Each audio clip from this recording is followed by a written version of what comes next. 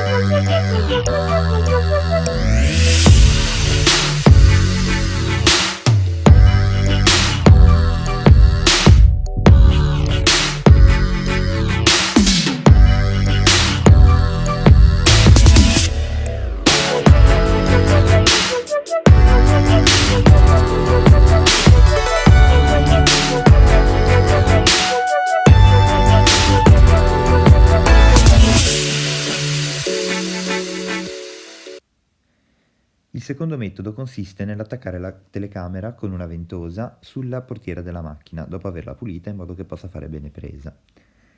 In questo metodo poi usiamo anche le due prolunghe in modo da poter avere la telecamera che sporga un po' di più e possa inquadrare meglio sia la ruota stessa, sia la parte anteriore di vista di quello che si vede davanti mentre ci si muove, sia andare a inquadrare tutto il fianco della macchina nel momento in cui si fa un reframing e si usa la modalità Little Planet oppure la modalità Ultra Wide Angle.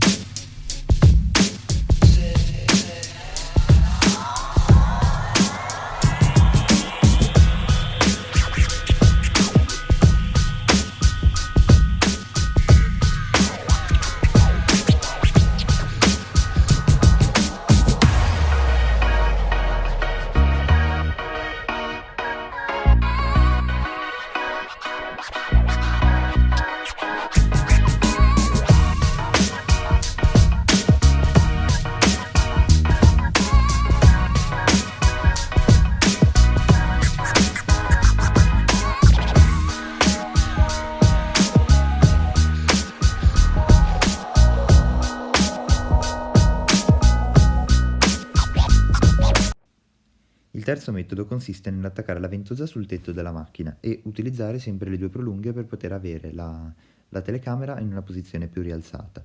Si potrà inquadrare sia il tetto della macchina, sia la parte anteriore, sia la parte posteriore e fare dei bei reframing video in modo da far vedere sia davanti sia dietro.